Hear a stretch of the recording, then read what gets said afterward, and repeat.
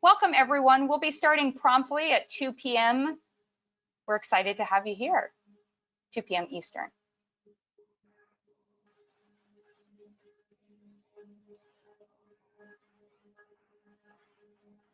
Hi, everybody. Dr. Romy, if you've come in from the Brain Shift crew, welcome.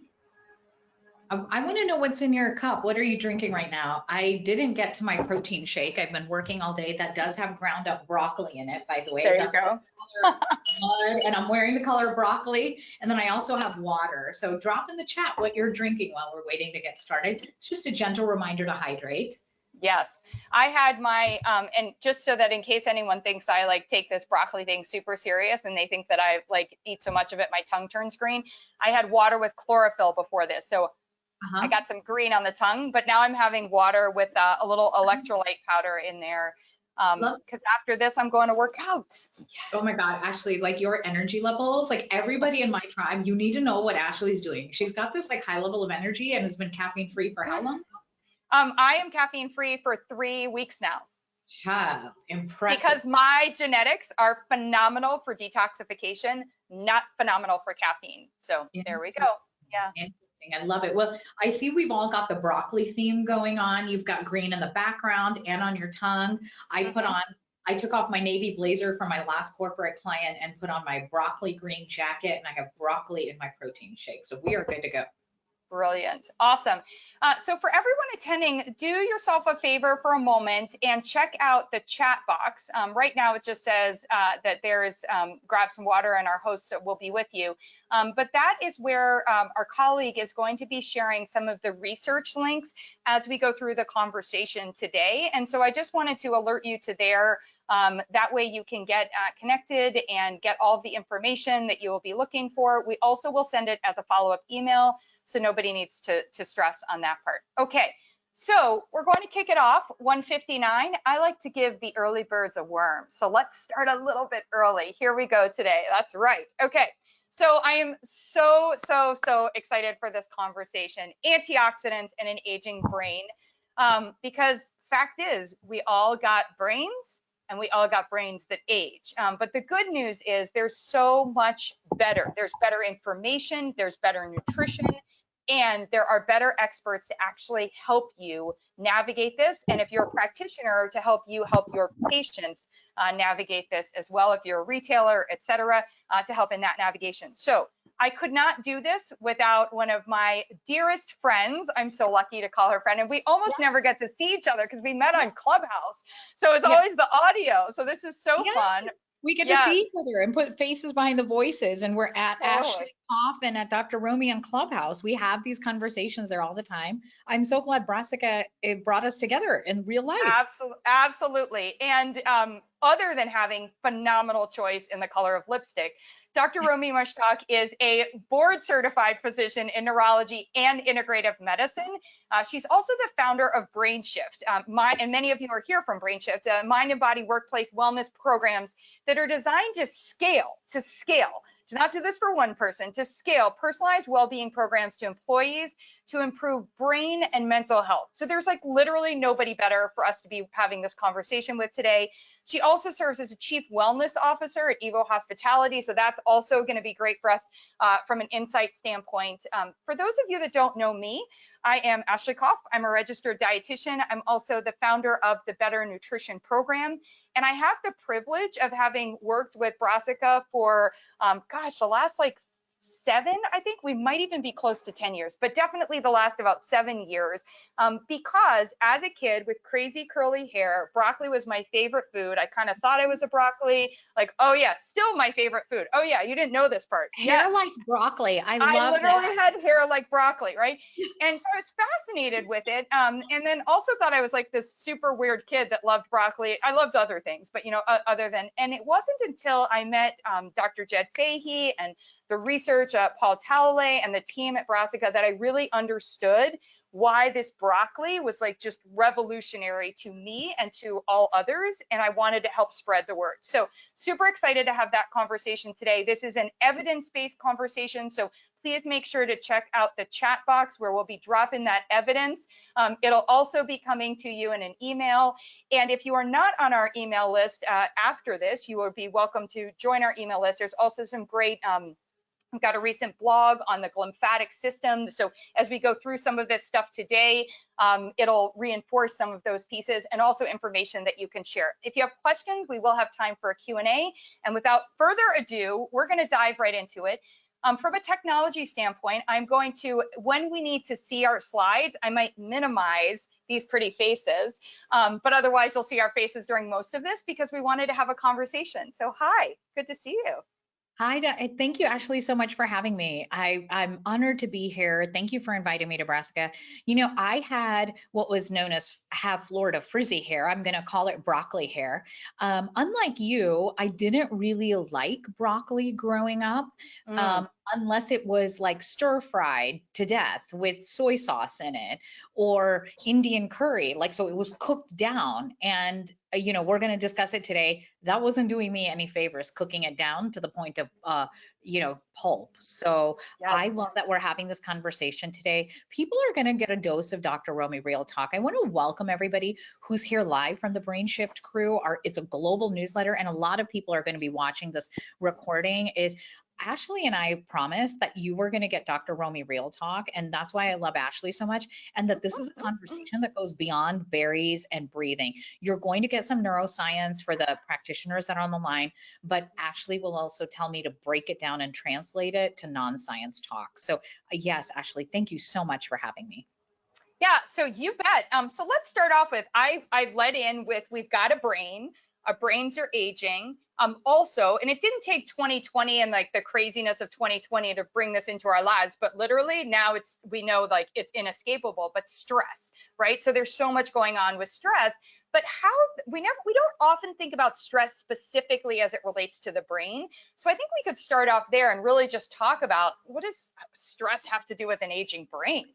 Yeah, it does, Ashley. So I'm going to start in the non-clinical sense for folks that have been in our tribe, and you know they can get these resources for free on my social media and website. We, you know, people kind of eye roll when they hear the word stress, especially in our pandemic world. Who isn't stressed? To your point these days. I, as a neurologist, am a firm believer that we assess and don't guess about our stress. And so my work that led to the Brain Shift at Work protocol has been studying something I call the busy brain for the Mm, last 3 years. And that, you know, unapologetic, success driven professionals like everybody watching this webinar, you know, you care about your brain enough to log on or watch the recording is, you know, we neuroscience, neurology, psychiatry got it wrong that difficulty focusing, low level anxiety, anxiousness, panic, insomnia are not three separate diseases. They're all one spectrum of what can happen to a stress response in the brain.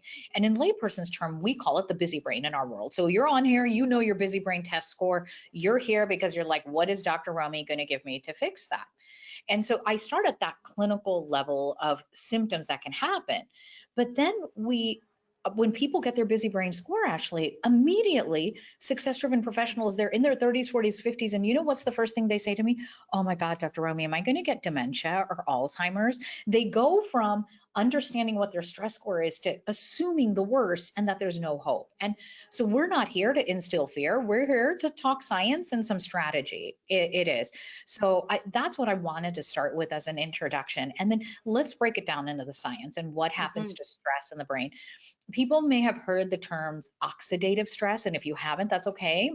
And Ashley might, while I'm chit chatting here, share a couple slides and free radical formation and then the words antioxidants. I mean, who doesn't hear the word antioxidants? Okay, actually, in preparation for this, I went to the grocery store. Do you know how many processed foods are in the aisles, including sodas that I know you and I would never recommend that have the word antioxidant on it? So I thought you and I could break all that down in some real talk today. So oxidative stress happens, it's the physiological or functional response of when emotionally, psychoneuroimmunoendocrinology, we feel stress, life is stressful, or the body is put under physical stress, or the brain. It's the imbalance in our brain. There should always be a balance of, you know, how we detox our brain and the free radicals, right? And the reactive oxygen species, right? So, and that can cause neurodegeneration. So there's always breakdown happening in the brain, and then it needs to be cleared out. And that's kind of in a larger simplistic viewpoint of oxidative stress. We knew when I was going into neurology, by the way, at a time where less than 5% of neurologists at that time were women. Actually, I don't know if you know that. I'm aging myself. Wow. But back then, we knew about oxidative stress and its effect on the brains, and specifically in relationship to Alzheimer's and tau proteins developing. But at that time, we thought it was just that phenomenon of neurodegeneration. But here's what we know, and this is why I love that I'm boarded in integrative medicine as well, that inflammation in the body also leads to oxidative stress patterns or free radical oxygen formation in the brain. So we hear often of inflammation due to your immune system or inflammation in the gut. We know if you have a leaky immune system or a leaky gut, you likely have a leaky brain. And I'm going to let you direct me there in a second. But that's the oxidative stress on the brain. And why does this happen? Well, because the brain requires so much oxygen to live and breathe. And it's made up largely of lipids, of fats. That's what our brain is. And so it's prone to imbalances really quickly in this free radical oxygen formation, and it needs to be cleared or balanced out with antioxidants. And so unhealthy things that most of us are doing, especially in the pandemic, will promote free radical things. Name one. Like I'll name one: sleep deprived, right? Our sleep is disturbed. That's going to promote free radical oxygen formation. What else do you think, Ashley? Alcohol. Alcohol, yep, is another big one. I think just our standard American diet will do it as well, the processed foods. But here's one that, because we're doing this in Mental Health Awareness Month, I want to talk about is unprocessed grief and stress and emotions, right? That'll disturb our circadian rhythm, the psychoneuroimmunology, that our mood and the way we think and feel affects the function of our brain. And we know now, looking at patterns of inflammation in the blood-brain barrier, that can affect our brain negatively. So a lot of things can contribute to oxidative stress. We just need to be able to balance it with antioxidants. Absolutely. Okay, so are we, sorry, so within there, I'm cruise directing as I'm doing. So within that, as we're talking about that inflammation, there's actually been new information, and some people are actually reading about this on the Brassica blog earlier. There's been a defining system called this glymphatic system. Yes. And it sounds almost like I'm meaning to say lymphatic system, and I'm like, wait, hold on a second. There's this glymphatic system. So tell me about the glymphatic system as I pull Absolutely. it up on here. If you pull up the slide, I'm going to talk about what the glymphatic with a G, like a glam squad for your brain, is the Dr. Romy Real Talk that I'm going to talk about it. We know the lymphatic system in your blood is meant to move waste products out of your blood.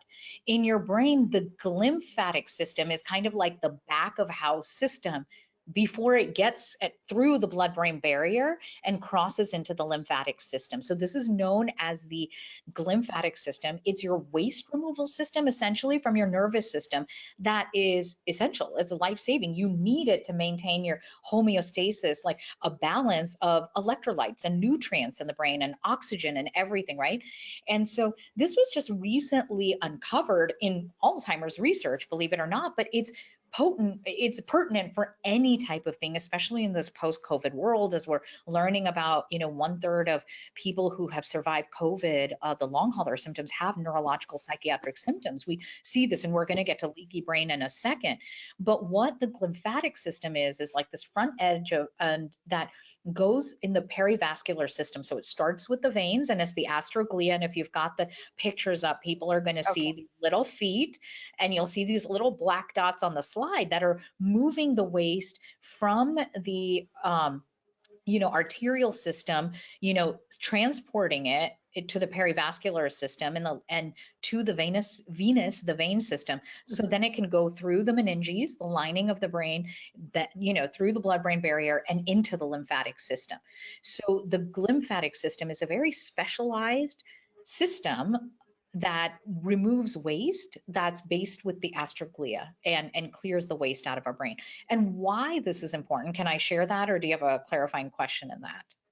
No, keep sharing. That's totally, Okay, keep going. because Mhm. there's one thing and one thing only that allows our lymphatic system, well, not one thing only, but I want to say one of the most crucial factors in our lymphatic system being able to do this waste removal is cycling through enough sleep. Not only the quantity of sleep, but the quality of sleep. That we know that it is through cycling of our 5 stages of sleep, 1, 2, 3, 4, and REM sleep, that the lymphatic system actually works. And this is why we know, because as a neurologist, we even knew back in the 90s, if you're a chronically sleep deprived person, you have poor memory, and now we know have a higher risk for dementia later in life. And this is why it's this lymphatic system not being able to remove toxins from your brain that can now accumulate and cause things like the tau proteins and the, spindles and all the things you hear about in neurodegenerative diseases, including poor memory. Mhm. Oh, it's fascinating. And I wanted to give a shout out, backing up for a moment, to Dorian, who, when we were talking about alcohol and other things that could be affecting, mentioned sugar. And wow, it was so important to mention, because we Agreed. also know that sugar, and interestingly, artificial sweeteners, and we may get into that part of the We discussion. will. Well, like, can we address that, Ashley? Because I want Yeah, to make sure that we clarify sugar. yeah. Remember, when we say the word sugar, it's not just the white sugar that you add to your coffee or your tea, but we're talking about anything that raises your glycemic index rapidly. So Mhm. that's white sugar, white flour, white potatoes, white rice. We're going to lose some friends on this, I know. And you're like, wait a minute, we're part of the Brain Shift crew. Dr. Romy says comfort foods is allowed. We will get to that. Yeah. But one of the things is your glycemic index, and that will just absolutely fast forward oxidative or free radical oxygen damage in the brain. But it's Right. reversible, and that's why you and I are here, and we can stop it. Well, And and we're also here because, don't you worry, my friends, because I'm going to talk to you about the brown stuff, i.e. the chocolate, the cacao. So don't worry, we've got a balance. Like we've got some options here. Yes. But as we keep going, one of the reasons I mentioned artificial sweeteners too, just as we were having this whole sugar yeah, conversation, is so one of the things we have to, when we start to look at nutrition and dive into this, and I just want to have you talk a little bit more about the brain as it relates to it, is the brain actually, to protect itself, it has this blood-brain barrier. So can we talk about that, and also, oops, how that can be leaky, and we could have leaky brain as well. yes, yeah. And I just really want to say, for the doctors that are on the line and they hear the word of leaky brain and you're giving me side eye or an eye roll right now, just pause. The leaky brain, it kind of like busy brain is, I think, like leaky gut has become the layperson's term for us to understand. Like, we often don't say hypertension or diabetes, in the clinical world, we'll often say your blood pressure is high or you have bad sugar problems, right? So I Mhm. really want to be careful with that too. So that, but this is clinical evidence that dates back again to the time I was studying in medical school in neurology. This is nothing new. Our blood-brain barrier is kind of what I call the security guard system between our blood vessels and the meninges and the actual brain, right? You don't want everything that's in your bloodstream having a party in your brain or permeating into your brain. So there's special kind of cells that form a tight junction, very similar to gut health. If you've read about leaky gut, right, and gut permeability. And the only things that should be getting through are the nutrients that the brain needs, not the infections or the toxins and all of that. But there are about 5 different things that can happen in your body and in your brain that will break down the permeability or the integrity or how strong that security wall system is for the brain. Number one is a leaky gut. We know now, clinical studies show, and I put it in the research, my links that will go out for all of you that are watching this on the recording. Clinical studies now are showing that if you have a leaky gut or gut permeability due to anything, food sensitivities, SIBO, bacterial overgrowth, that same pattern of disruptive microbiome is seen in the brain. So number one, a leaky gut and a leaky brain. And this is an interesting thing, Ashley. We don't know which is the chicken and the egg phenomenon because Mm. we know from the autonomic nervous system and the vagus nerve system, the brain is also connected to the gut. So the second reason you can have a leaky brain is high emotional stress, high stress to the brain, like chronic sleep deprivation, for instance, right? Or other things that highly stress the brain that now are causing the leaky gut. So it Yeah. goes both ways. The third thing that we know now, and especially we're seeing from the COVID-19 literature, is a weakened immune system can cause damage to the blood-brain barrier and have attacks to the cell integrity of the blood-brain barrier. And so it's not uncommon that we see people prior to COVID, even with autoimmune disease, whether it was Sjogren's or lupus or Hashimoto's, have disruption of the blood-brain barrier. So there's a lot of processes that can disrupt the blood-brain barrier. The last one can be genetic causes or Mhm. toxins or bacterial, viral causes, infections. So those are the range of questions, and you want that blood-brain barrier intact because one, it protects against obvious things like infections, but also just maintains the homeostasis. You want a certain level of minerals and ions and everything and chemicals in the brain just balanced, and it's very different than what's in the blood. So that is a very simplified version of the blood-brain barrier. And tell me where to go next, Ashley. Are we going to leaky brain next? Yeah, I think it's the next space to go. I mean, we were just talking about leaky brain, but I think that as we're thinking about it, we've got to think about either prevention, protection, and we also want to be thinking about, and to me, obviously, my brain bursts and I go nutrients, nutrients, nutrition, right? On that piece. But I think that, maybe what we can do is, as we're starting to think about, let's start from the lens of prevention and protection, and then we can, of course, move into how we may address how some of the things, once we already have a diagnosis, how we may be able to address some of those pieces. Yeah, I think a lot of it, Ashley, this is why you and I get along so well. And integrative functional medicine looks at the root cause. So if you're sitting here going, oh my gosh, is my brain broken and my mind is a mess? The answer is no.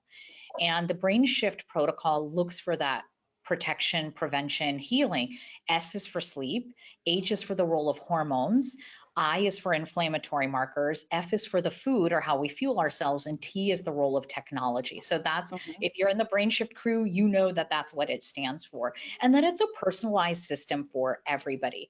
So number one is one can't heal without the other. If you have a leaky brain, we need to look for a leaky gut and heal the gut microbiome. And if you're having neurological psychiatric symptoms, we have to address gut health. They both are Mhm. so interrelated. So I think that's the easiest one to talk about, but maybe the most complex to heal. Mhm. And nutrition is often a core part of it, but don't be surprised if you have advanced a disease causing a leaky gut like SIBO, you may need antibiotics and all of that. That's for a doctor and another talk in another time. You and I are going to talk about nutrients and sleep. I'm going to address sleep, and then Ashley, I'm going to toss it to you to help talk about the nutrients and why we're here with Brassica today. And some of the surprising research I learned on my own journey to wellness was, number one, I was a sleep deprived doctor. Like so many people watching this call, and even now in the pandemic, you don't have to be a physician to be sleep deprived. And I ended up very ill myself with the GI illness, achalasia, and precancerous lesions, Ashley. And if people Mm. watch my TED Talk, they know this. And in 2010, I'm laying in the hospital bed, recovering from life-saving surgery, realizing that anything I learned in medical school wasn't going to save me now. And one Right. of the come to Jesus moments I had was the sleep deprivation as a doctor, working 120-hour work weeks as a neurologist. You're in the emergency room all the time, in the middle of the night, in the ICU. The second thing was my lack of knowledge of nutrition. And this is where I started to first look at superfoods. And is this a hype? Is this super hype, or is this a superfood? And we often hear these things that we don't listen, don't we? You need to eat your greens. But here was something, okay, I knew the cruciferous vegetables were healthy for me and antioxidants that were going to help my gut health and my Mhm. brain. But wow, if you have a GI issue and I'm not alone with it, it's not easy to eat the recommended daily allow Mhm. recommendations of vegetables, let alone the cruciferous vegetables, broccoli, cauliflower, Brussels sprouts. And in getting ready for talking about potent antioxidants today, I even learned something that I cycle a lot between Brussels sprouts and cauliflower. And I was like, oh, I need to give our broccoli Mhm. another shot today. So number one, when we start with the brain shift protocol, we're talking about busy brain. So we prioritize sleep, and, we can come back and have another conversation for that. I actually wanted to get your expertise and toss it to you to talk about, what is happening and what are potent antioxidants, nutrition wise, that are not hype, that have been studied in clinical trials. Absolutely. And Terrific. I wanted to first share that, and Jennifer, thank you for asking. We decided to do this a little artfully today. And if I seem a little bit distracted, it's not busy brain, it's that I'm navigating the technology and the slides. We thought it would be You're doing fun great. for you to not look at just slides the whole time, that Yes. you could actually see us, right? So I've been kind of toggling back and forth, Jennifer, although as I've just learned about how much we have to manage stress, I'm actually thinking next time I'm just going to be like, you don't need to see my face. We're just going to do the slides, right? In terms of that. Anyway, You're thanks so doing much. great. You're Thank you doing very great. much. Yeah. Thank you. Thank you. So it is really important for us to talk about antioxidants because when we talk about that oxidative stress, I mean, you're giving us insight. And when we talk about the glymphatic system, what I'm hearing is there's so much more information and familiarity today. This was not the case when I started 20 years ago. But today with, oh, we really have to nourish our digestive system. And it's that whole system. It's the mucosal layer of the digestive tract lining. And it's, our digestive system starts in the mouth and exits out through a backside, like all of this. And that interrelationship between the digestive system and the detoxification system. And that there's phase 1 and phase 2 in detoxification. Well, we spend a lot of time on that. Almost never do we spend the time on it as it relates to our brain? And what Dr. Romy set up so brilliantly is we need to be thinking about it, and we need to make sure that we're talking to our patients and our clients about it if you're a practitioner, because as we're learning about this glymphatic system, not only is there a place where the junk, the mess of the day of life that's happening is accumulating, but we need to make sure that it's converted, it's detoxified, it's able to be converted, and it's eliminated. So we Yeah. actually need to, and that happens while we sleep. So that's why she was focusing, on the sleep. And so when we start to think about antioxidants, my brain initially goes to, okay, what are the antioxidants that are involved in digestion and detoxification? Do they have a role there? Well, absolutely, and aha, but because of this blood-brain barrier, it's really important that we look a little bit further, because what we know is that in the brain, for something to actually have impact, it has to be able to cross this blood-brain barrier. So enter my curly-haired friend, the broccoli floret, which interestingly becomes the curly-haired friend, and the seed and actually the sprout, but that seed is going to have that highest concentration of this nutrient. And you'll Yeah. see our colleague, Dr. Jed Fahey, who is listed on the slides. I borrowed these from him because he's so smart. The research, so much of the research that you see also in the chat box is his research or the work of Paul Talalay, who's or their shared research on this part. And so one of the things that was really interesting for me to learn is that glucoraphanin is this long-lasting antioxidant. And that's going to be important because when I get to other antioxidants in a moment, there are some that are very fast acting, some that we need to be getting in, frequently throughout the day. But what we're going to hear is it's long lasting, which means about 72 hours. And that's because the body has a lot of uses for this glucoraphanin. Yeah. What happens with the glucoraphanin is it's transferred either in the plant when the cell walls are broken and the plant needs to protect itself, or in our own digestive system. And Dr. Romy, this one's for you. A big aha moment that's happening is when our microbiome, a healthy microbiome, also important, acts on that Yeah. glucoraphanin, it becomes something called sulforaphane. So sometimes that's confusing because we'll sometimes hear things quoted about sulforaphane and we'll sometimes hear things about glucoraphanin. And I just wanted to share with everyone, I'm talking about the antioxidant glucoraphanin, but it's the Yeah. precursor that then becomes that sulforaphane. And it does cross the blood-brain barrier at that point, Yeah. and that is what makes it so potent for our brain. So I just want to pause there in terms of that piece. I didn't know if you had anything that you wanted to add. Otherwise, I'll No, keep going. I think that's so important, Ashley. And I know you're talking about digestive health, but I want to wrap it around out of basic science and translate it to clinical science is, Yeah. you and I both know as a registered dietitian and as a brain doctor is, often people think, oh, I have a busy brain symptom or depression or neurological symptom, go to the brain doctor, or they're coming to you for digestion or weight management.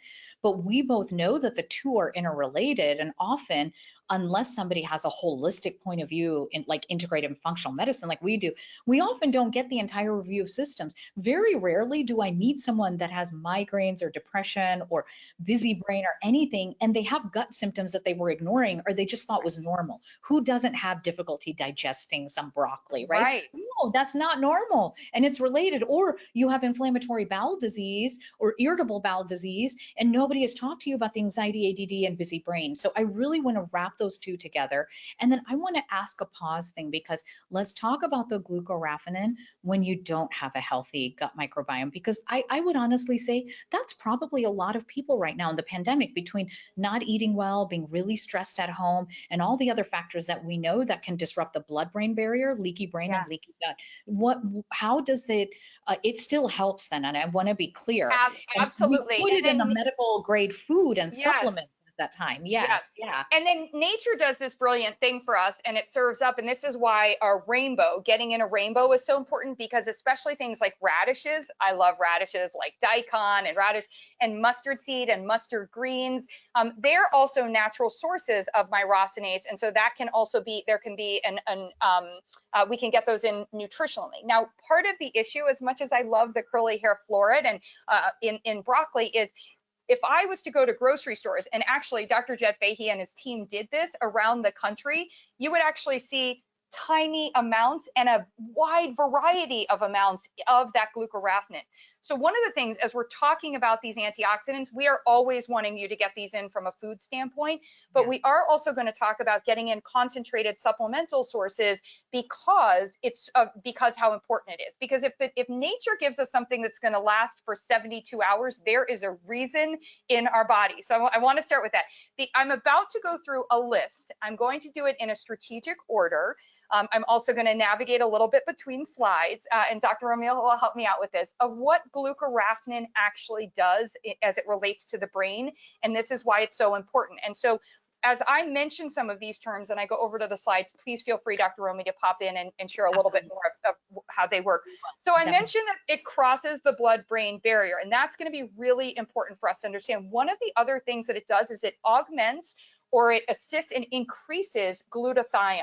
And glutathione is going to be a super, super important marker, super, Antioxidant. the key, Yes. right, antioxidant, and a measure, something that we can use as a measure of how the brain is doing against that oxidative stress. Anything Yeah. that you want to say about glutathione as it relates to that, or just go ahead? Well, I want to go ahead and just talk about the glucoraphanin, and remember that this is one of the assists or the antioxidants or the superfoods that we do know and that we do want, and probably in more dose than we can Mhm. just get, even if we were eating the healthiest broccoli in the store and eating it raw.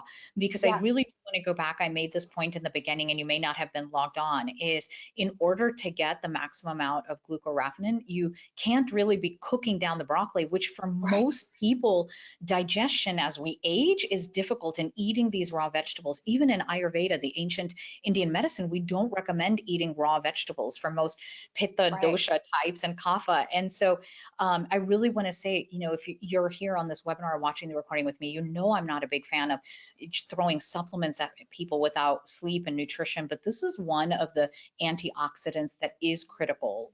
So I'm going to let you pick up on the Yeah, science from there. and I'll give you a fun part on that we can come to, but you're right. One of my college roommate did research. She's also happens to be at Johns Hopkins, and she did research on broccoli sprouts, and she told me how she was having young kids and adults, she's a pulmonologist, eat broccoli sprouts in their sandwiches. And I looked at her and I was like, and then do you like give them like a ton of magnesium and put them in a private room? I would have so much gas if Yeah. if I was consuming, and that's with a healthy digestive system. So I think in terms of getting it in, you're absolutely right, but there are some ways. So there's this whole anti-inflammatory. So antioxidants, remember, they go in, they clean up the free radicals, that's part of it, but they're also electron donors. And when we think about inflammation and that unhealthy inflammation that Dr. Romy talked about in the beginning, we need those anti-inflammatory compounds in order to help out at the brain level. And so what that can do, they're very protective to those to the brain cells and helping to support that brain immunity, as you were mentioning. Things, when we talk about reducing inflammation, helping to actually reduce pro-inflammatory cytokines, inhibiting NF-kappa B, supporting the HPA axis. So these are things that I'm going to show a slide in a moment, but these are things that are really important. And for the layperson, or as practitioners, often we have to translate. I think too often people think the only thing today, because we've done a really good job about it, is saying omega-3s for inflammation, right? So omega-3s for brain health. Yes. And what we want to understand is it's about a little bit more than that. And what is great about that is, again, nature does it so beautifully, because if we were to eat that broccoli and we want to eat it with, radishes, or I love to have chopped walnuts, I can get my omega-3s in. Yes, they help with inflammation in the brain, but you need these antioxidants. And the research, again, that's in the chat is showing us how it works, in particular, how this particular antioxidant, the glucoraphanin, that is the precursor to sulforaphane, how it actually works to do all of these different anti-inflammatory actions. And so as Dr. Romy was sharing, we need to have a better balance. And that anti-inflammation is because the pro-inflammation is always going to happen.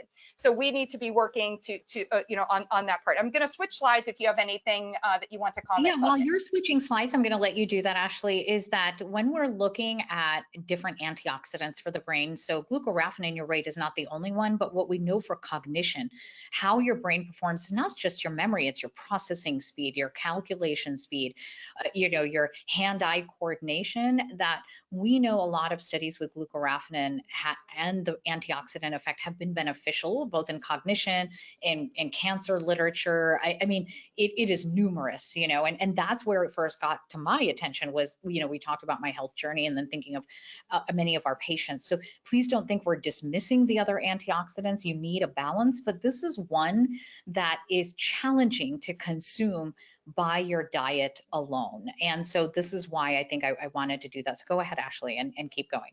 Yeah, absolutely. And funny that you said keep, because I'm just about to talk about the NRF2 keep 1 phase 2 response. So here we go on that part. So I wanted to make sure that this slide was up and everybody can exhale, because this could be, I don't want to add stress in our lives. Many of you are very familiar, could probably teach this slide better than myself. And again, thank you to Dr. Jed Fahey for this slide, because I think it does a really great job of showing us why sulforaphane is such an incredibly important, especially as we're talking about today, for the aging brain. Because what it is, one of the key things, remember, I'm talking about a lot that it does, but one of the things that it's going to do is it's going to activate this NRF2, I call it NRF, NRFT, I think most people do, but I just want to, I'm pointing out to that right here, this mediated phase 2 response. And so you're going to see all the actions, both directly and indirectly, that are happening, as well as, oh, by the way, all of this other stuff that's happening over here. Yeah. So Ashley, could I add something there? Yes, I don't want to interrupt you, because I know you want to talk about nerve too, but remember I said the leaky brain or disruption of the blood-brain barrier can happen in several different ways. This is why the glucoraphanin or the sulforaphane is important, because it's not only the nerve keep 2 mediated phase response, which, I know Dr. Jed Fahey at Brassica has studied, and that anti-inflammatory, I want you to notice on the slide that it also helps the integrity of the blood-brain barrier through supporting the immune response in the blood and the brain, two, as antibiosis, or for managing, the gut microbiome and the microbiome, the brain, antiviral, and the heat shock response are that. So that's why, remember, we said there were multiple different ways you could destroy the blood-brain barrier, and this is why this is so important. But Ashley, keep going on. I didn't mean to. And no, it's perfect. I wasn't stopping there. I was like, we have a list. And just to also clarify, Dr. Jed Fahey has studied all of this. So this is what makes it so.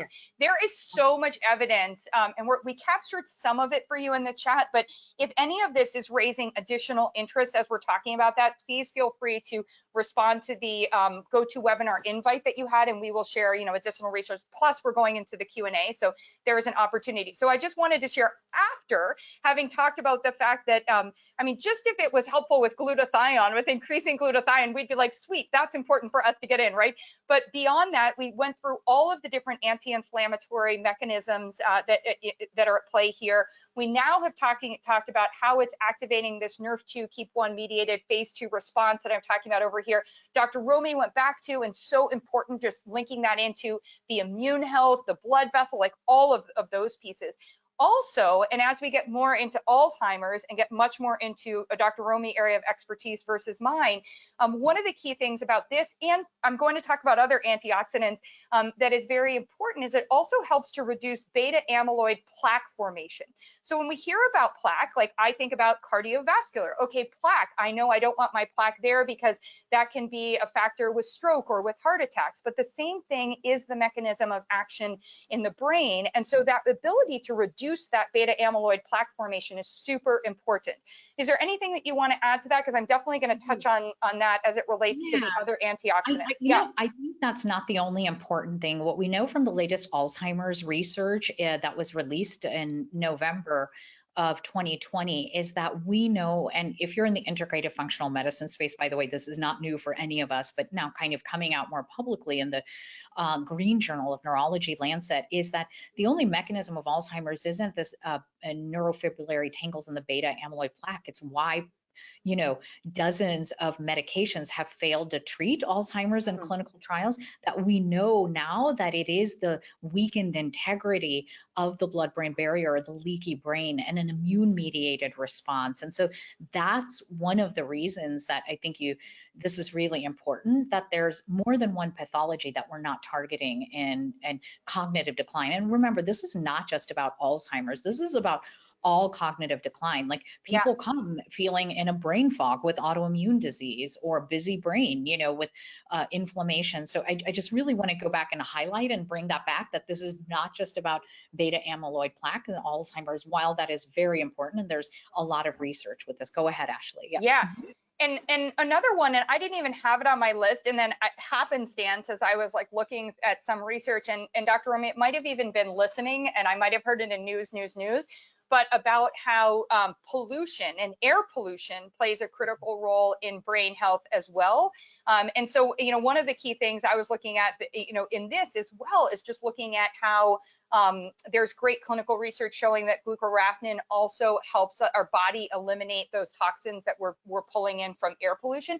So as you said, it's multifactorial, both in cause and also then in prevention, and being able to, I like to think about with glucoraphanin, and remember, sometimes I'll use glucoraphanin, sometimes I'll say sulforaphane, but it's so protective. It's, as an antioxidant, it's doing so much protection work, in the brain, and that's what we're seeing in here. And then the final one that was on my list, because I could keep going on, but is also its ability to protect, again, this protection, dopamine, so the dopaminergic neurons in the brain. And so, Dr. Romy, if you want to share a little bit about why that's important, when we talked about busy brain, but also the role of dopamine. Yeah. Well, the dopamine pathways are critical in a few different diseases that are coming to mind. The addiction pathway, but in Parkinson's is a neurodegenerative disease, and schizophrenia as well.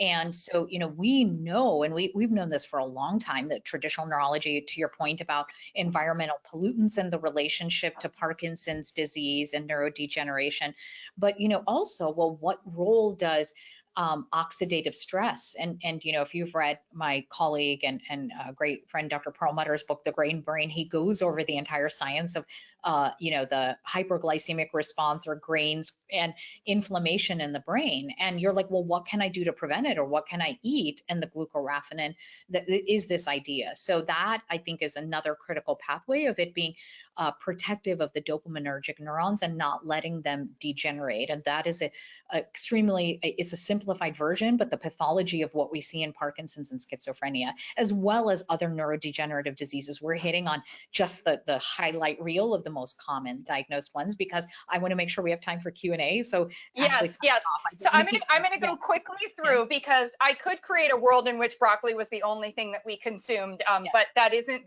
true, and there are other antioxidants that are very important. So key takeaway here, and we will get into this, and happy to talk further in the Q&A, because of the importance and because we can't be assured that in our raw broccoli consumption, even that we would be meeting our needs, we do want to look at getting in an effective dose, an effective amount of glucoraphanin, and also, as we've talked about, nourishing the microbiome. So one fun thing is that there are at Brassica, and if you ever want a sample of this, you can get this at the website.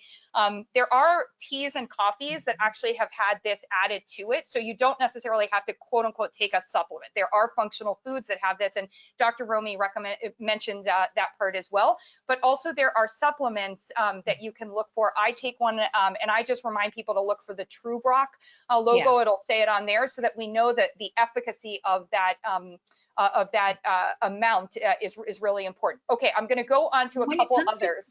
When it comes to clinical side, and then I'm going to let you go on to the Yeah. others, Ashley, I'm going to say I probably skip the tea and the coffee unless people want it for well-being. When we're starting to see symptoms of the busy brain, leaky brain, autoimmune, I definitely go straight to the supplements of the glucoraphanin.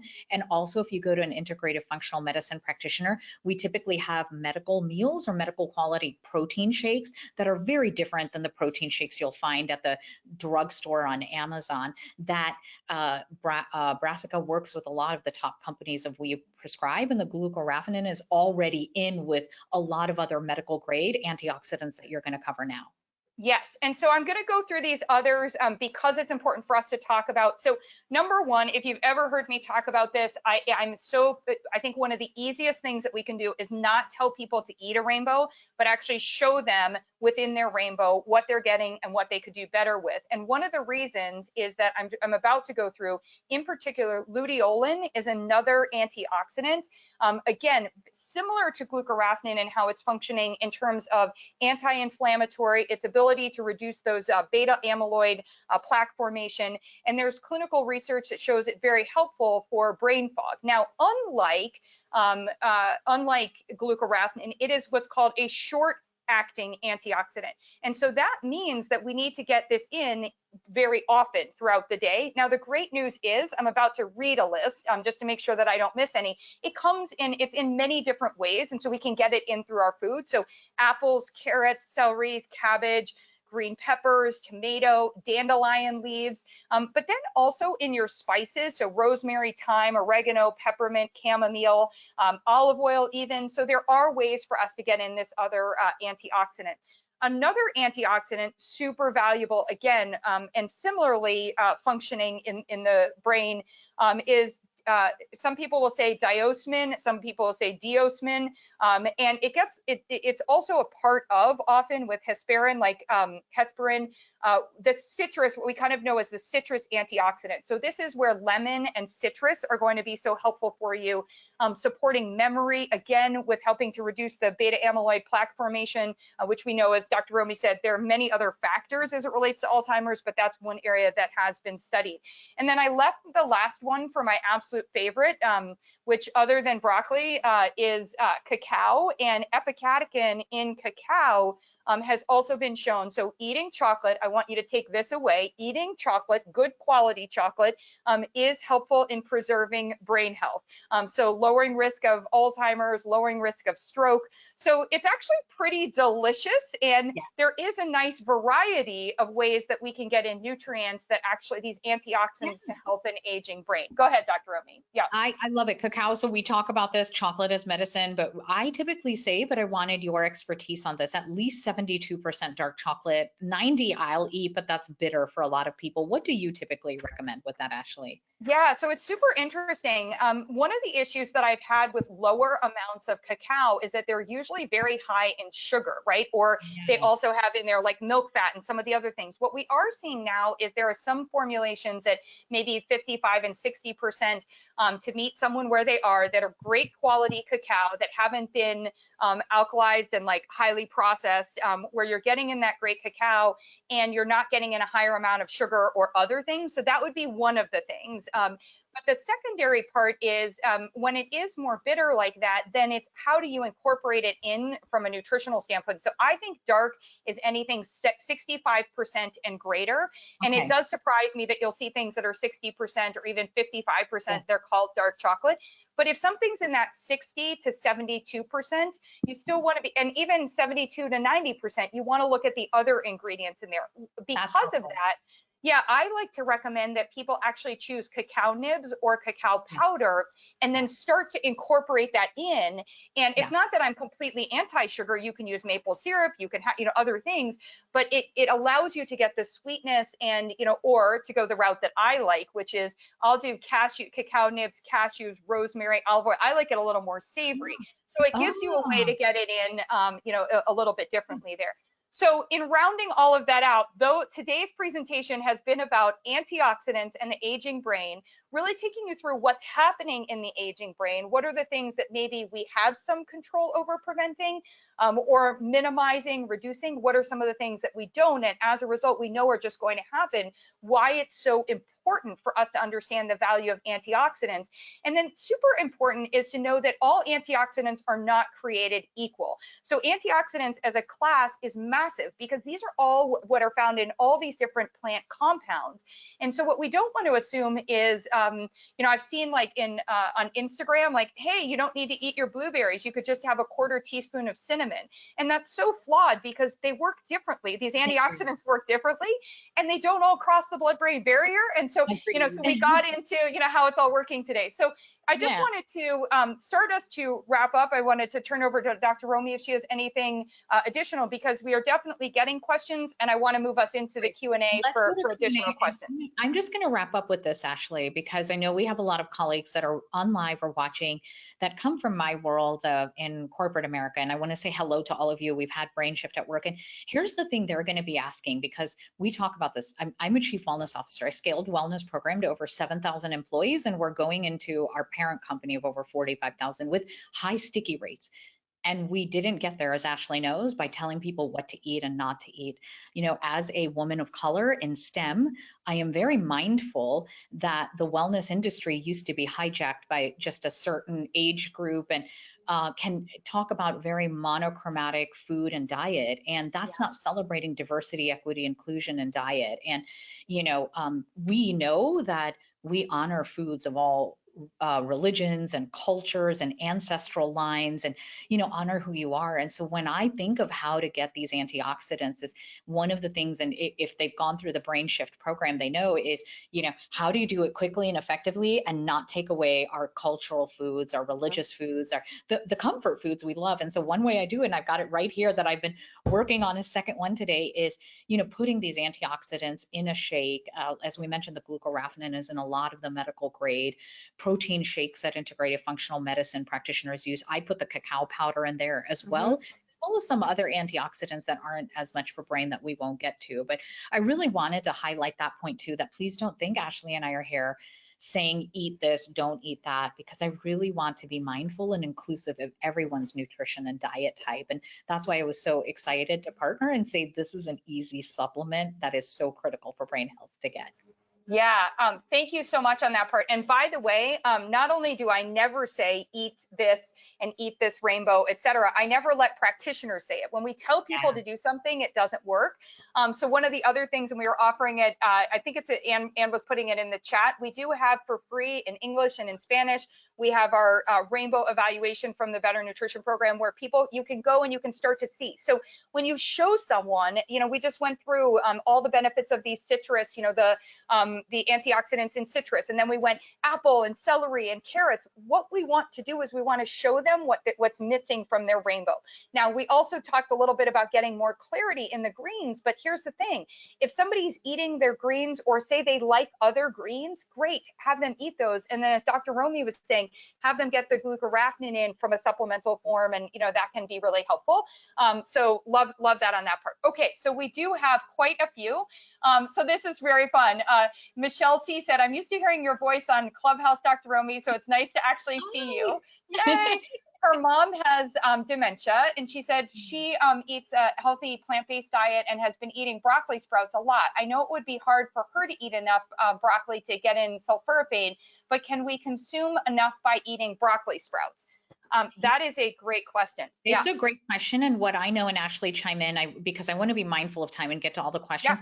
The answer is no. And this is one of the nutrients, like in vitamin D3, I was glucoraphanin. just gonna say, yes, You absolutely. know, of course, food is the best thing, but because it's not all created equal, Ashley mentioned this earlier, and farming sources and just it's too much to get into now. This is definitely one supplement I would recommend. And just thank you for sharing about your mother. I know it's not easy to watch a loved one go through that, so I want to just honor your mother here and just trust that you're doing all the right things, and that. So I want to make sure. The other Yes. issue that can happen with most dementia patients is pseudobulbar or bulbar palsy, difficulty swallowing, and certainly these cruciferous vegetables can get challenging, and that's another reason why that supplement in the powder form mixed in the shakes Yeah. can be really beneficial. I'll let you go to the next one. Yeah, and I'm a huge fan of the Brassica tea. I do the D because I'm decaf. Okay. I do the decaf green tea. I do Okay. it. I love getting it in. We don't have a fat soluble issue there, so it's Yeah. great. It's a clinical dose. So,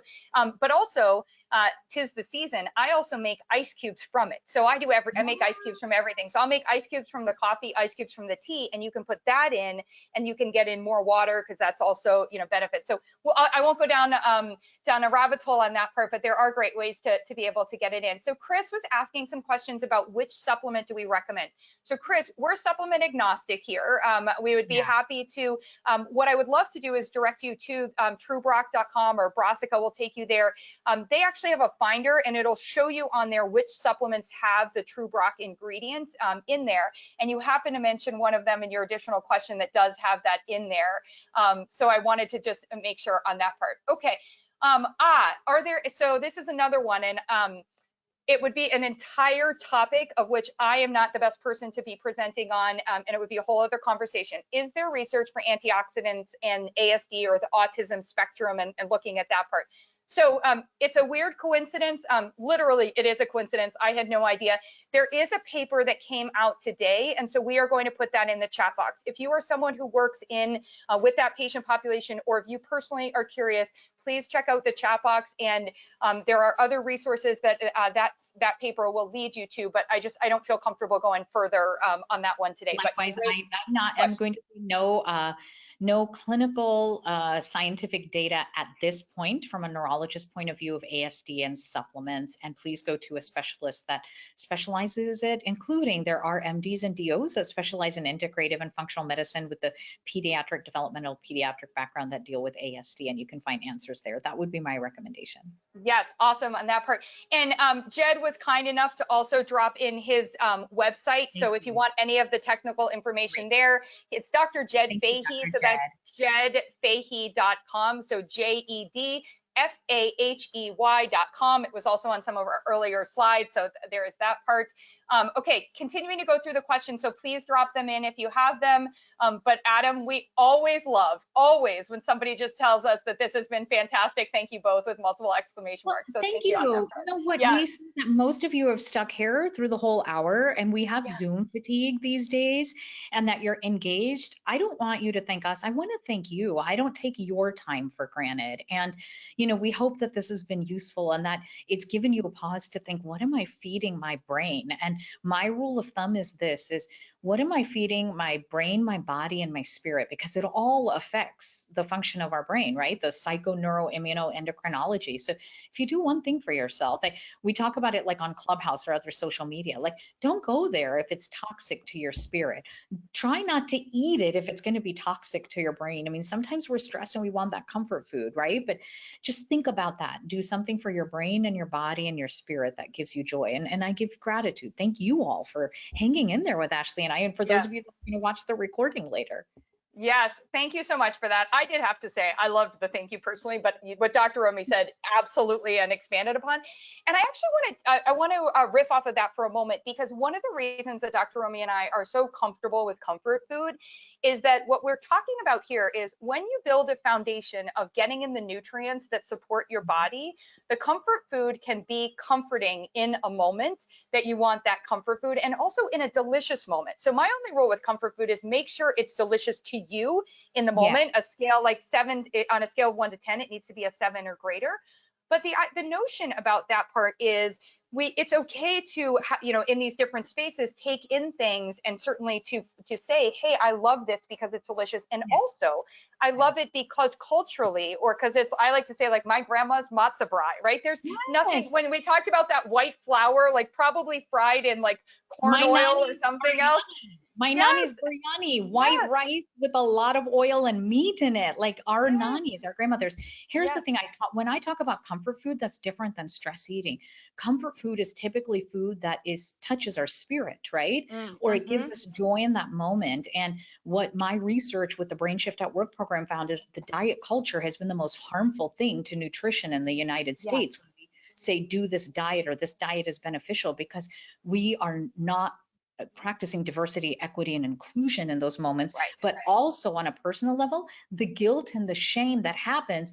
Wait, Ashley loves her grandmother's matzo balls. I love my grandmother's biryani. And then there's this psychological guilt and shame that's going to elevate the stress response in our body Yes, and create trauma around food and diet. And it shouldn't be that way. And it's this clash in your brain of a positive memory tied to family, tied to religion, tied to your culture, tied to a memory of a great city you visited on vacation and had, something. And that's why we talk about comfort food, because when you take care of your stress and the other measures, and if you're in the Brain Shift crew, this, you stop stress eating and drinking, but yeah, you're very mindful to say, I'm going to enjoy this food. So that's it. yes. Yes. Mm-hmm. And when we talk about that, a lot of times what the diet culture has also done has been like, oh, like you catch up, like, oh, maybe you have actually been stress eating or pandemic or any of these pieces. And then they're like, oh, you need to go on a detox.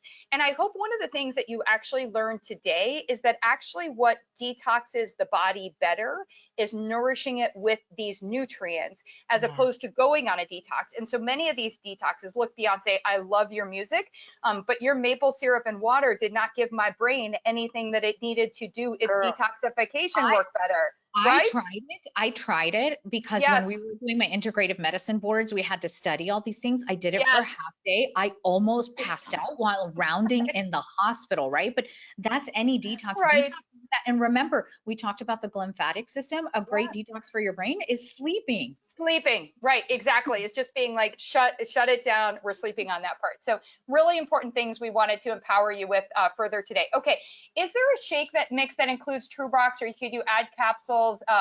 I only see one protein powder that's on the site that is an energy drink. The site might not be updated, so that is a really good question. What I would recommend doing is, and thank you, Lori, for that one, is just sending an email back, and we'll get you some of the recommendations for the products in that part. I just don't want to promote any specific products here, but happy to. You can also, you're welcome to DM Dr. Romy, because she was talking about Please one do, as because well in that there's part. about a half a dozen that use Yes, the TrueBrock or the the True glucoraphanin. Rock, exactly, exactly. And Yeah. honestly, if you're working with an integrative functional medicine practitioner, chances are if they've recommended a medical meal protein powder Mm-hmm. to you, this has that in it. Yeah, yeah, there are quite a few. Um, and really important too, does broccoli have more glucoraphanin than other cruciferous vegetables? Oh, you Oh, betcha. I broke However, my heart on this one. I Okay, know. because I'm Okay. like big into cauliflower, everything these days. So Help. don't stop. Okay, so here's the whole thing. There's this whole group of glucosinolates. We want them, right? Like let's not do what the acai people, I love my Zambazon friends, but what they did to the blueberries, but they started a fight and they were like, well, our acai berry has more of this than your blueberry, and this one has more, and that's not helpful to us. So I want you having your kale. I want you to have your cabbage. I definitely want you to have your cabbage. I definitely want you to enjoy your cauliflower. All of those are awesome. And remember what we just talked about with broccoli is that the highest concentration of that glucoraphanin is actually in the seed, and then into the sprout, and then much less so in the florid and depending, et cetera. So this is one of those, again, like vitamin D, that we're a little bit more saying, hey, on the supplement side to actually meet your needs, which means if you want to have that awesome stir fry, if the best way to get broccoli in is, like my brother does, microwaving it and then snowing it with cheese, I let him have that. There are great I things that love he's that. getting in that Comfort way. food. Comfort But then food. comfort food, and that's so much better than the mac and cheese he used to have. Or if you wanted to have it with cauliflower, whatever on that part, but then we can look at that supplemental amount. So I just think it's an important way to look at it. I don't want us to say don't have it, but yes, factually, that glucoraphanin is in highest concentration in broccoli as compared to other cruciferous vegetables. We're getting several thank yous. Will you be sent a recording? Absolutely, you will be sent a recording. It is 3 o'clock. I want to honor everyone's time. Dr. Romy, I mean, it's my favorite thing to do. By the way, if anyone is on Clubhouse, we are in Dr. Romy's Brain Shift group. I'm there every Wednesday, 7 p.m. Eastern, because we take these topics and we go even further. And it's so cool to have different experts and have conversations in there. So please, join us there. If you have any additional questions, you can DM any of us or connect with us here. I also forgot to move my slide forward so that I can also say our hosts today were brassica.com. So you are welcome to head over there, and you will be getting emails. So please stay tuned and look out for those emails. And Dr. Romy, would you like to close us out? I am. I'm going to take a moment to just remind you again. The pandemic has not been easy on anybody. We don't believe what you're seeing on social media. And if you joined us today from my newsletter, you could be watching this live or in a recording from anywhere in the world. I just want you to know that, yes, you may have challenges. I hope that you found moments of joy. Just know that your brain is not broken and your mind is not a mess. And I'm just going to ask you if you could do one brain shift. You know this, a brain shift is a micro habit. Just one thing you could do in the next week that gives your brain or your body or your spirit joy. We've given you a list of antioxidants today to add to your nutrition plan if it speaks to you. But just know, there's a cure for your busy brain, and you have the power to just sit and brain shift. So thank you. I love that. I'm going to conclude with going and eating some really dark chocolate because Dr. Romy told me how good it is for my aging brain. So I'm very grateful on that part. Thank you so much. Again, thank you, Dr. Jed Fahey, for the slides and for your support. And thank you, brassica.com, for bringing us here. For those of you that are looking to get in touch, please head to brassica.com. And also, they will get in touch with you via email. If you would like to connect with us at the Better Nutrition Program, please head to the Better Nutrition Program. And you can go to our freebies page, and you are more than welcome to download that rainbow evaluation so you can show others. And by the way, show yourself if you are getting in colors, because that's how I learned I ain't good at getting in those oranges. And so I have something I have to work on. So to everyone, have an incredible day. Thank you so much for joining us. And we look forward to seeing you in the future. Take care.